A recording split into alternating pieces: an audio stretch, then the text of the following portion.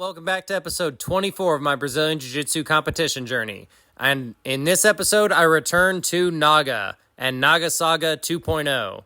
And I signed up for NoGi, Gi, and Absolute Gi, which is basically an open weight class for anybody above 175 pounds per NAGA rules. And in this opening match, I pull guard on my opponent, and as you'll see, this is the first time that I felt like I was going against a spastic opponent and didn't like the way he grabbed my rash guard, because I only brought one rash guard for this match, for this tournament, for the day, and he is grabbing it as though it is a gi match, but it is no gi. And also, if you like little Easter eggs, the ref for this no gi match and for a few of my other matches today is the same ref from my first NAGA, the one who looked relatively bored. But my boy Aaron is a good ref, and you should follow him on Instagram. I will link that below in the comment section. Follow my boy Aaron. As for this roll, my opponent has a lot of energy that he's putting into it. He is really trying to break out of my guard and using his force. We are hand fighting very intensely, and he cycles between hand fights and pressing on my legs, and then I try and go for a hip sweep, but I'm not deep enough into him. He is too far out where he can just base out and throw my hip thrust attempt back at me and keep me where I am while I have him stuck where he is. I keep trying to set up for a triangle, and that's what this is with the arm grabs and pushing one in. His coach is calling that out, though. And again, I'm looking at the ref as he grabs my rash guard, because I only brought the one rash guard for the day. I would get more rash guards after this as a result of this match in particular, because I just kept thinking, dang, dude is grabbing the crap out of my rash guards. And here I am attempting another hip sweep. And then I see that his arm is a little isolated here, so why not go for a Kimura attempt while we're at it? When in Rome, do as the Romans do.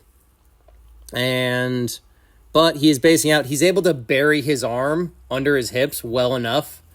And here we are having a reset. And I wanted to include this audio little snippet in here because I thought it was pretty telling and pretty useful. Guys, I need a little bit more action. Ready? Start. I got him in Japan. Watch the triangle. He's going for it. I can't judge.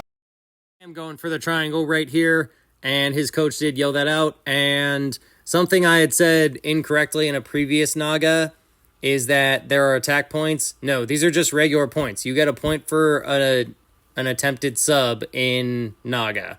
And I like that rule set. This is a terrible bite on my triangle, but then I clinched it. And he is this considered reaping, I wonder, because he had his foot over, but I am able to roll it and turn it into a good side control against this aggressive and pretty spastic opponent. And that puts me up 3-0 on him.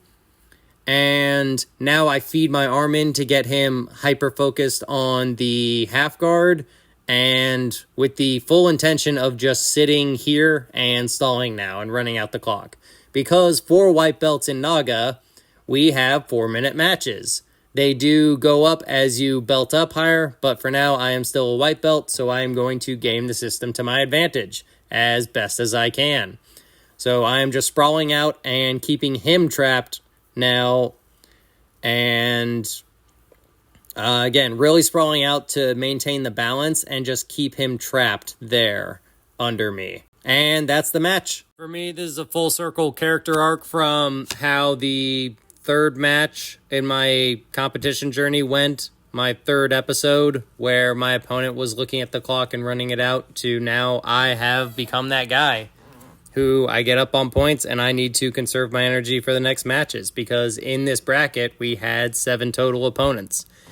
And I won this one by points to save energy, and I will see you guys on the next one as my win streak continues.